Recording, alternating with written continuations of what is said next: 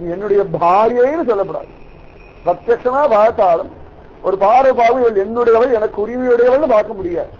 இவளும் ஒரு ஜீவன், இவளும் லோகத்தில் இருக்கிற ஒருத்தின்னு பார்க்க முடியும், அதை தாண்டி பார்க்க முடியாது. இனிமேல் என்ன பண்ணாலும் இந்த விஷ்ணு பிரியா தேவி சைத்தன்ய மகாபிரபு தன் மனைவின்னு பார்க்கக்கூடிய ஒரு சந்தர்ப்பம் வரவே போறது கிடையாது. நோய்வாய்ப்பட்டிருக்கான நோய் நல்லா சரியானது எப்படி பார்த்துட்டு இருப்பான். ஆனா சந்நியாசம்ன்ற ஒரு தர்மத்தை ஸ்வீகரிச்ச பிறகு இந்த மனைவின்ற ஒரு பந்தத்துக்கு அங்க இடமே இல்லை. அந்த பந்தம் தான் படாது படுது.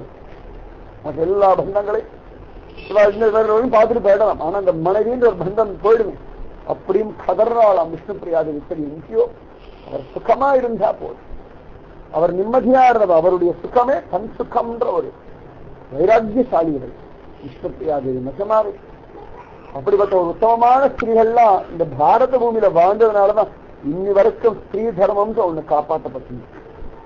ஏன்னா அந்த ஸ்திரீ தர்மம் இருக்கிற காரணத்தினாலதான் இன்னி வரைக்கும் பாரத தேசம் ஒன்னாம இருக்கு. இந்த பதிவிரதா தர்மம் அப்பேற்பட்ட உத்தமமான ஒரு பதிவிரதையாச்சு. அவளையும் பிடிச்சு கடகடன் ஐஷண்ட் வந்து எல்லாரும் கதை எழுதிருக்கா. இதோட தீனேஸ்வர சசிமாதா சந்திரசேகர் ஆச்சாரியரே என் பிள்ளை எங்கேன்னு கதைன்னு வர. என் பிள்ளை பசி தாங்க மாட்டானே முதல் வார்த்தை அதான் சொல்ல. தாயாருக்கு முதல்ல தன் குழந்தையுடைய பசி தான் பெருசாச்சு, எதுவுமே தெரியாது. அது நல்லா படிக்கிறதா எல்லாம் கூட ரெண்டாவது சொன்னார். அது மூடனா இருக்கா, கோபிஷனா இருக்கா, மகா பாதியா இருக்கான்லாம் கூட தெரியாது. அந்த குழந்தைக்கு ஒரு பசின்னா அது துடிக்கிறதுக்காக நீ வை துடிப்பார். அவன் சன்னியாசியாவே ஆகுது. சாதாரணமாவே பசினாலே எல்லாருக்குமே ஒரு கருணை வந்துடும். அதோட பசிக்கிறதா அப்படின்னு தானாவே வந்துடும். அந்த தாயாருக்கு ரொம்பவே ஒரு ஏற்று. தன் குழந்தை எல்லா காரியத்தையும் ஒழுங்கா பண்ணாலும் ஒழுங்கா சாப்பிடணும். என்னமோ தெரியல, ஒழுங்கா சாப்பிட மாட்டேங்க. எவ்வளவு வேணா புத்திசாலியா இருக்கட்டும், எத்தனை பேர் பலசாலியா இருக்கட்டும், லோகமே கொண்டாடும்படியான பெருமையுடையவனா இருக்கட்டும், ஆனா அது ஒருவேளை ஆகாரத்தை ஒழுங்கா சாப்பிடணும் பொழுது இந்த தாயார் படுற வேதனை இருக்கு சொல்ல மாளாது. அவன் தான் சாப்பிடும்போதுதான் அவளுக்கு அந்த துக்கம் வந்து அடக்கம். சாதாரண இவ்வளவே பிராதான்யமா இருக்கிற இந்த குழந்தைகளுடைய பசியை இவ்வளவு தூரம் பாதிக்கும்னா இவ்வளமே இல்லாத சைத்தன்ய மகாபிரபு போன்ற புத்திரனை வச்ச அவனுடைய பசியை எல்லாரும் எப்படி தாங்க முடியும்? அவர்றா குழந்தைக்கு நன்னா சாப்பிட்டு பழக்க மாட்டேன், நன்னா சாப்பிடுவான், ரசிக்க ரசிக்க ருசி ருசிக்கு சாப்பிடுவானு. சாப்பிடும்போது அம்மா பேஸ் பேஸ் நன்னா இருக்குன்னு சொல்லுவாங்க. நன்னா ஒரு பெரிய இலைய போட்டு நிறைய அன்னத்தை போட்டு நெய்யெல்லாம் குத்தி பருப்பெல்லாம் போட நல்லா பசஞ்சு பசஞ்சு ஆனந்தமா சாப்பிடுவான், பரமசுகமா சாப்பிடுவான். இந்த பதார்த்தம் பண்ண அதையே பண்ண அடம் பண்ணுவான், உரிமையோட சண்டை போடுவானே. அந்த குழந்தை பிக்ஷை வாங்கி சாப்பிடுறானா, அவனுக்கு இலையில கூட ஒழுங்கா சாப்பிட தெரியாது. இப்படி சாப்பிடுறா இப்படி சாப்பிடற 24 வயசுல கூட தன் குழந்தையாவே நினைக்கிறான். பசினால கையிலேயே வாங்கி சாப்பிடுவான். ஐயோ, சன்னியாசிகளுக்கு யார் ஒழுங்கா பிக்ஷை போடுவா? 6 வயசான என்ன மாதிரி ஒரு தாயார் கருணையினால எந்தாடா குழந்தையும் கொஞ்சம் சூடா ஆகாரம் போட்டு அவன் சில பேர் திட்டு வாழ்க்கை வேற வேலை கிடையாது, காலங்கத்தில் வந்து தொலைச்சுட்டான்னு திட்டுறோம். என் பிள்ளை அப்படி போய் நிக்கணுமா? அவன் சன்னியாசம் வாங்கிண்டா அவருக்கு வேணா இது இல்லாம போகலாம். ஆனா அம்மாவுக்கு பிள்ளை தானே, அம்மாவுக்கு பிள்ளை தானே. அவருக்கு வேணா சன்னியாசம் வாங்கின பிறகு அம்மா இல்லை, பந்து இல்லை, மனைவி இல்லை, நண்பன் கிடையாது, எல்லாரும் ஜீவன், அவ்வளவுதானே. ஆனா அம்மா சன்னியாசம் வாங்கிக்கல, இவர் சன்னியாசம் வாங்கி அவர் தானே சன்னியாசம் வாங்கிட்டு இருக்கா. அதனால அதா என் பிள்ளை பசி தாங்க மாட்டான். எல்லாரும் திட்டுவாடு, என் பிள்ளை அமைதியா போயிடுவான், என்னிடத்துல சண்டை போடுவான், இடத்துல கேட்க கூட மாட்டான். அப்படியே இப்ப கேட்டாலும் யாரும் அவனுக்கு என்னடா அவன் பெரிய சன்னியாசின்சான் இப்படி அலையறான சாப்பாட்டுக்குன்னு வாய் பூசாம சொல்லுவாள். என்ன பண்றது? என் பிள்ளை இப்படி ஆயிட்டானா நிஜமான எனக்கு புரியலையா, பசி தாங்க மாட்டானு. சில பேர் நீண்டு போனது ஊசி போனதெல்லாம் போடுவாள், அதெல்லாம் என் குழந்தை சாப்பிடும், மரத்து வளர்ந்துன்னு சாப்பிடுவானா. ஆச்சாரியரே தயவு செய்து சொல்லுங்க, என் மனசு படாத பாடு பாட்டுறது, என்ன பண்றதுன்னு புரியல. சாப்பாடு பிடிக்க மாட்டேங்கிறது, தூக்கம் பிடிக்க மாட்டேங்கிறது. சரீரத்துல ஏன் தான் இன்னும் உயிர் இருக்கேன்னு வருத்தமா இருக்கு. ஆனாலும் உயிர் இருந்தா என் பிள்ளைய பார்க்கலாமே ஒரு ஆசையில வச்சு இருக்கு.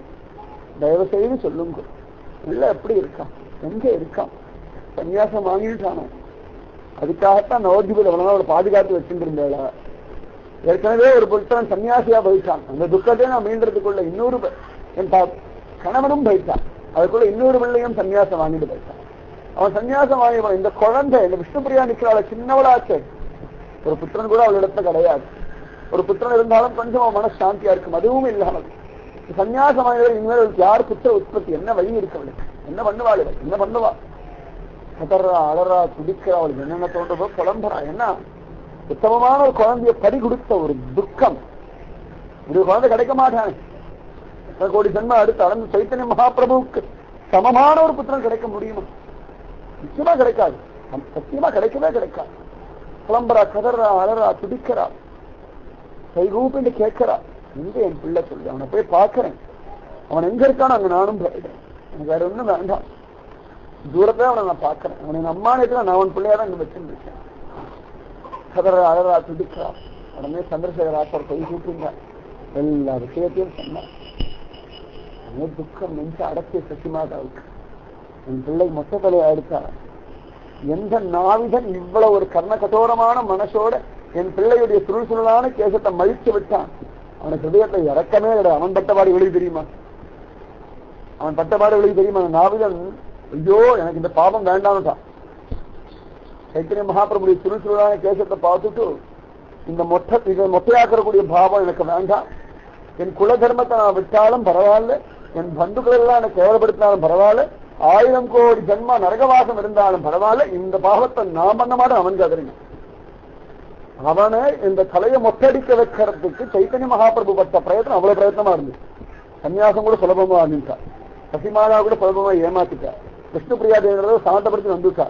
இந்த நாவிதனை சமாதானப்படுத்தி அவன் தலையில அந்த கத்தியை வச்சு அந்த முடிய மழிக்கிறதுக்குள்ள சைத்தன்ய மகாபிரபு பட்ட பாடு சன்னியாசம் அவர் பெற்ற பெரிய பாடு இந்த ஒரு பாடுதான். இந்த நாவிதன் என்னமோ சொல்ல ஐஸ்வர்யம் கிடைக்கும்டா, மோசம் முடியும், யாருக்கு வேணும், அதெல்லாம் வேண்டாம், நீ எனக்கு சாபமே கொடுத்தாலும் பரவாயில்ல, நீ என்ன வேணா சாபம் கொடுங்க ஏத்துக்க, ஆனா இந்த பாவகாரியத்தை நான் பண்ண மாட்டேன்னு சொல்ல கடைசியில சைத்தன்ய மகாபிரபு அன்பாலெல்லாம் ஒண்ணும் பண்ண முடியாதுன்னு சொல்லி தன்னுடைய ஐஸ்வர்யத்தினால செய்யடா சொல்றதுன்னு அந்த காம்பீரியமான வார்த்தைகள் கடகடகடன்னு வலிச்சுட்டான். தன்னை மறந்து போய் அந்த ஒரு கட்டளைக்கு பயந்துக்கு அடிபணிச்சுட்டானே ஒழிய அந்த அன்பனால அவனை கட்டிப்படுத்தவே முடியாது. அவன் அன்பு எதை காட்டும் வசதி. அவன் இங்க சசிமாதா சிக்ஷா, அவன் மனசு அவ்வளவு கர்ண கட்டோரமா, அவன் ஹிருதயத்துல ஈவிரக்கமே கிடையாதா, நல்லா சுகந்தமான தைலம் போட்டு போட்டு போட்டு அத்தனை அனுபவிச்ச ஒரு தலைமுடி இப்படி மதிக்கவனுக்கு புத்தி வந்ததான்னு கதறினான். அவனே ஒண்ணும் பேச முடியல, எல்லாரும் மயங்கி மயங்கி மயங்கி மயங்கி உட்கார்ந்து இருந்தான். அப்படியே கதறிட்டு இருந்தான். நிமாயி நிமாயி நிமாயி நிமாயி நிமாயின்னு புறம்பிட்டு இருந்தான். யாருக்கும் ஒன்றும் தெரியல, என்ன பண்றது ஏது பண்றதுன்னு தெரியல.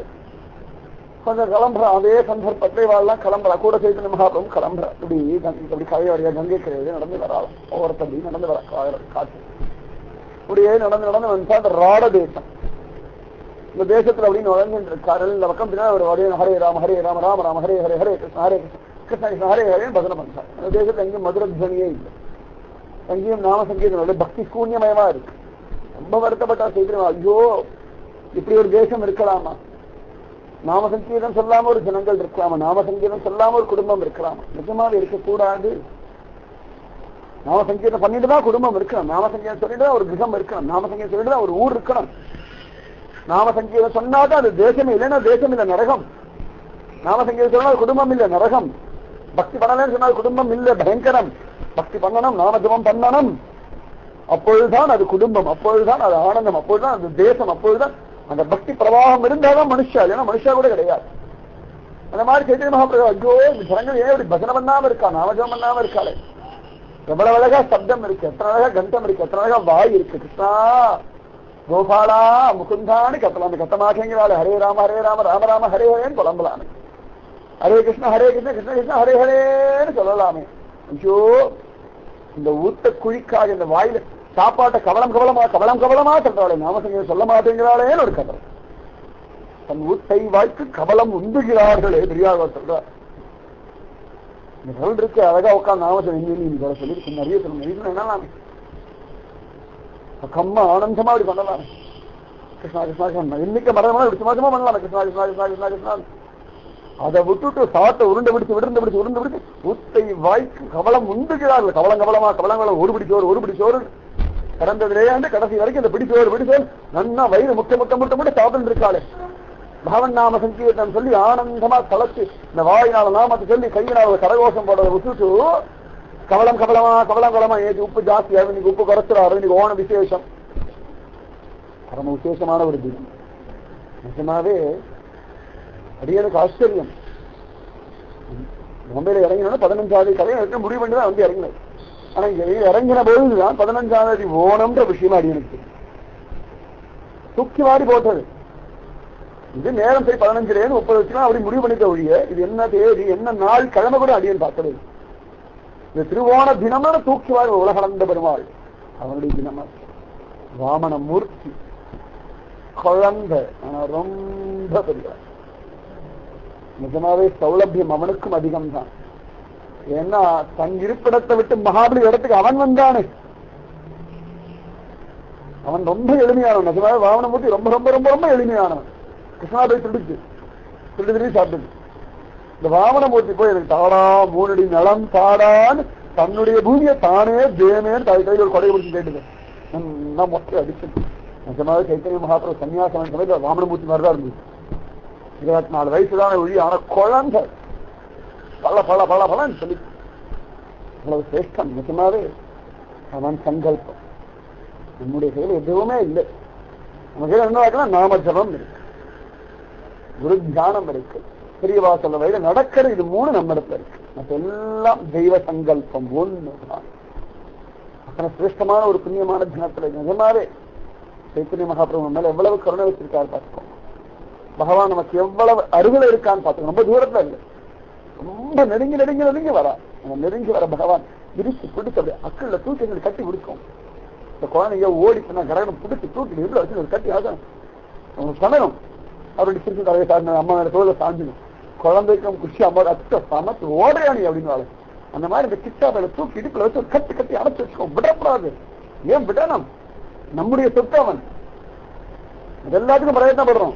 என்னுடையது உரிமை. ஆக்கை யாரும் மறந்து போய் நம்முடைய செருப்பு போட்டா ஏன் செருப்பை விட்டுட்டு போ அப்படின்னு சொல்லுங்க. இந்த செருப்பு கூட இவ்வளவு உரிமை வச்சிருக்கு. என்னுடையதுன்னு நிஜமாவே ஸ்வயம் கிருஷ்ணன் நம்முடைய சொத்து. எத்தனை கோர்ட்ல கேஸ் போனா நம்ம தான் ஜெயிப்போம். நம்முடைய சொத்து யாரும் கேட்க முடியாது. அவ வேணா அயோத்தியாவை வேணா அங்க பாப மசூதி கட்டி வைக்கலாம். ஆனா ராமன் என்னுடைய அவளால் சொல்ல முடியுமா? நமக்கு தான் அந்த பாக்கு. அவன் சொல்ல முடியுமா? இங்க இருந்து கட்ட முடியாது, நிறுத்தி வைக்கலாம். கோவிலை கட்டுற நிறுத்தி வைக்க முடியும் ஒழிய ராமன் எங்களுக்குரியவன் சொல்ற தைரியம் அவளுக்கு உண்டா? சத்தியமா கிடையாது, சொல்ல முடியாது. அவளும் சொல்லலாம், கபீர்தாசரா இருந்தா ராமன் எனக்கும் உரியவன் சொல்ல, எங்களுக்குரியவன் சொல்லக்கூடிய தைரியம் நமக்கு தான் உண்டு. அந்த பாக்கியம் நமக்கு தான் இந்த பாக்கியம் கிடைச்சிருக்கு. ஆனா நமக்குரிய சொத்து நம்மையே விடணும். பல ஜென்மா விட்டுட்டோம். பல கோடி ஜென்மா நம்முடைய சொத்தை இழந்துட்டுதான் துக்கப்படுறோம். பெரிய ராஜன் இருக்கான் அப்படின்னா அவனுடைய ராஜ்யத்தை பிடிங்கிட்ட பிடிங்கிற பிறகு அவ்வளவு வருத்தப்படுவான். அதே வருத்தம் தான் இப்ப வேற ஒண்ணும் கிடையாது. நமக்கெல்லாம் நமக்கு வேற என்ன வருத்தம் இருக்கு வாழ்க்கையில்? எந்த விதமான வருத்தமும் இல்லை. பல வருத்தங்கள் நாமளா ஏறிட்டுக்கிறது. உண்மையா வருத்தமே கிடையாது. நிறைய விஷயங்கள் பார்த்தா வருத்தமே கிடையாது. நாம வருத்தம் ஏறிட்டுக்கிறோம். நம்முடைய உண்மையான வருத்தம் என்னன்னு கேட்டா, உண்மையான தேவை என்னன்னு கேட்டா, இழந்த இந்த கிருஷ்ணனை திரும்ப அடையாது. எந்த வைகுண்டத்தை விட்டுட்டோமோ, எந்த கோலோ பிருந்தாவன் ராஜ்யத்தை விட்டோமோ அந்த ராஜ்யத்தை திரும்ப போய் அங்க இருக்கிற அதை ஒண்ணு அடையறதுக்கு தான் இவ்வளவு பிரயத்தனம். வேற என்ன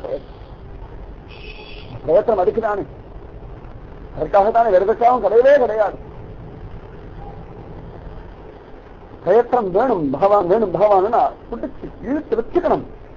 துடித்து இந்த கதறல் நாம ஜபம் பண்ணணும்.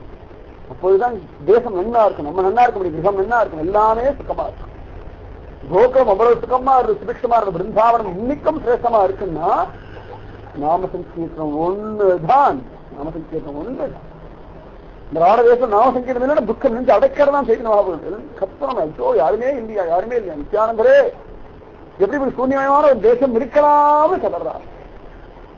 உடனே ஹரே ராம ஹரே ராம ராம ராம ஹரே ஹரே ஹரே கிருஷ்ண ஹரே கிருஷ்ண கிருஷ்ண கிருஷ்ண ஹரே ஹரேன்னு புலம்பார். ராத்திரியாருக்கு பகலம் வந்தார். அப்படியே போனா ஓரத்தை பார்த்தா தூரத்துல நிறைய மாடு மேய்க்கிற சிறுவர்கள் இருந்தார். எல்லாம் தள்ள ஒரு முண்டாசை கட்டிட்டு கையில ஒரு குச்சியை வச்சிருந்து தோல்ல ஒரு கம்பளியை போட்டு, அது குளிரவே கூடாது. எப்பயோ ஒரு பனிக்காலத்துல குளிரும். ஆனா நிச்சயம் கம்பளி போட்டு அலைவு இல்லைங்களா? இந்த கம்பளி இல்லைன்னா அவளுக்கு இறங்க முடியாது. இந்த ஒரு கம்பளி கையில ஒரு தொடட்டு குழந்தை கோல் மேலேயே ஒரு தொடடு வச்சிருப்பாங்க மாடு வீட்டுல இழுத்து போடுறதுக்காக. தலையில ஒரு முண்டாசு, ஏதான ஒரு வாத்தியம், கழுத்துல கை காலில் ஏதோ ஒரு மணியை போட்டுக்கணும். அது சாப்பிட்றதா பழுக்காக அடுத்துக்காது. இப்படி கிளம்பிடணும், இப்படி ஜாலியா கிளம்பிடணும். அதுதானே இந்த குழந்தைகளை முடிச்சு முடிச்சு பாக்குறது. இந்த மாட்டுக்கார பசங்கள் எல்லாம் மாட்டுக்கார பையனா இருக்க இந்த சைத்தன்ய மகாபிரபு வந்து மாட்டுக்காரன் தானே. சைத்தன்ய மகாபிரபு பாக்குறது, ஒரு முழுத்துடி பாக்குறாரு. குட்டியா இருக்கெல்லாம் எப்பவுமே இந்த பகவத் பக்தாளுக்கு குழந்தைகளை பார்த்தா ஒரு அதீதமான ஒரு குஷி உண்டு. எப்படியா இந்த குழந்தைகளை பிடிச்ச பக்தியில தலைச்சு வச்சிடணும். ஏன்னா அதுங்க பிடிச்சு கொடுத்தனா ஒரு சக்கரையும் குடும்பத்தை எல்லாம் பிடிச்சிட்டு வாழணும். அது பண்ற பக்தியை பார்த்த உடனே அவளுக்கு ஆசை வந்து நம்மளும் பண்ணிடுவோம். அது ஒழுங்கா இருக்குன்னா குடும்பத்தை எல்லாருக்கும் தைரியம் வந்துடுவேன். பிரம்மனை ஜெயிச்சு காட்டிடலாம் நம்பிக்கை வந்துடுவேன். அந்த மாதிரி அப்படி ஒரு குஷி வந்து அப்படி உச்சி உச்சி பார்க்க முழிச்சு முழிச்சு முழிச்சு அது என்னதான் சன்னியாசம் வேண்டாலும் அந்த குழந்தைகள் இடத்துல விளையாடுற விளையாட்டு மாற மாட்டேங்க. இடுப்ப கைசு முடிச்சு பாக்குற போன மாதிரி இந்த குழந்தை அங்கேயே முடிச்சு பாக்குறது. இவருடைய அந்த காவி வேஷ்டி, மொத்த தலை, கோபி சந்தனம், கந்தமம், கமண்டலம் பார்த்து ஒரு குஷியா இருக்கு. நிஜமாவே தானே அது என்ன குஷி அவர்களுக்கே தெரியல. என்ன தோணியது எதுன்னு தெரியல. ஹரிபோன்னு கத்திருக்கான். இந்த குட்டிகள்லாம் சேர்ந்து ஹரிபோல் ஹரிபோல் ஹரிபோல் ஹரிபோன்னு கத்திருக்கான். ஐயா ஒரு குட்டி குடிச்சான். ஏன்னா இந்த தேசத்துல நாம சங்கீர்த்தனமே இல்லையேன்னு கதறினார். இவருடைய தவிப்பு அந்த குழந்தைகளை தாக்கி அவங்க ஹரிபோல்னு கத்திட்டாங்க. உடனே ஹரிபோல் ஹரிபோல் ஹரிபோல் ஹரிபோல் கைதான் அந்த குழந்தை மாதிரி. உடனே குழந்தைங்க ஒரு குஷியா இருக்கு. உடனே அது ஹரிபோல் ஹரிபோல் ஹரிபோல் ஹரிபோல். உள்ளுக்குள்ள ஆனந்தம் அந்த ஹரிபோல் வார்த்தை வெக்கத்தை விட்டு கத்தணும். ஹரிபோல் கத்தணும், ஹரின்னு கத்தணும், கிருஷ்ணான்னு கத்தணும். நம்ம கத்துற கத்தல்ல திருவிழா வெட்டி கதை பேசணும் நின்னுணும். என்னடாச்சு என்னமோ கத்துறாளேன்னு தன் கதையை மறந்துட்டு நம்மள வேடிக்கை பார்த்து அவளும் மறந்து கிருஷ்ணான்னு ஒரு கத்து கத்தணும். அப்படி ஒரு கத்து கத்தணும். அடி வயிற்றுலயே அந்த ஒரு கத்தல். இந்த பன்றிபுரம் எல்லாம் போனோம்னா நிறைய பேர்லாம் பக்தியில மனசுக்குள்ள இருந்த வெளில காட்டப்படாத நிறைய மாதிரிலாம் விஷயங்கள் நிறைய பேசுவோம். அவளுக்கே போனவொடனே இந்த பன்றிபுரத்தை கத்துறத போனோம் தானே வெக்கத்தோட விக்கல் விக்கல் விக்கல் விக்கல் தெரிஞ்சும் பார்த்துப்பான்.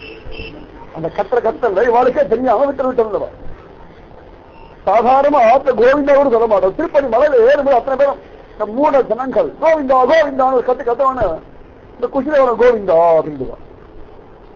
நாம சங்கீர்த்தனம் பலம், நாம சங்கீர்த்தன பலம். ஹரிபோன்னு ஒரு கத்தல். இது கத்த அவருக்கு அவர் கத்த இவர்கள் கத்த. அந்த நித்யானந்த அவரு ஒரு குஷியில ஒரு கத்து கத்த 60 குஷியை கடகடம் ஓடாரம் சைத்தன்ய மகாபிரபு. ஓ என்ன பண்ணார்ன்றது நாளைக்கு பார்க்கலாம். ராதே கிருஷ்ணா கிருஷ்ணா ராதே ராதே கிருஷ்ணா கிருஷ்ணா ராதே ராதே கிருஷ்ணா கிருஷ்ணா ராதே ராதே கிருஷ்ணா கிருஷ்ணா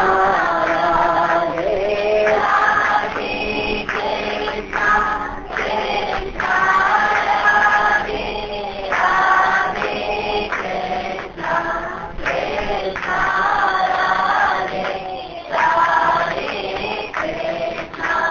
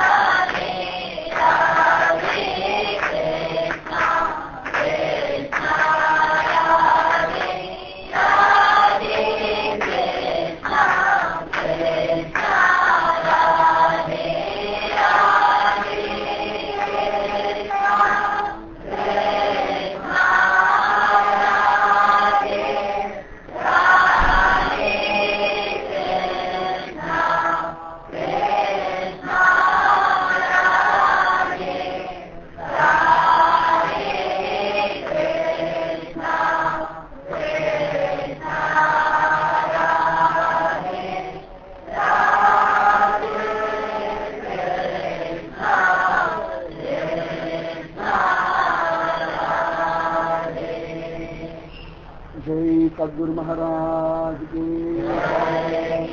समस्त भागवदल को गोविंद नाम संकीर्तनम गोविंदा गोविंदा जय जानकी कांत स्मरणम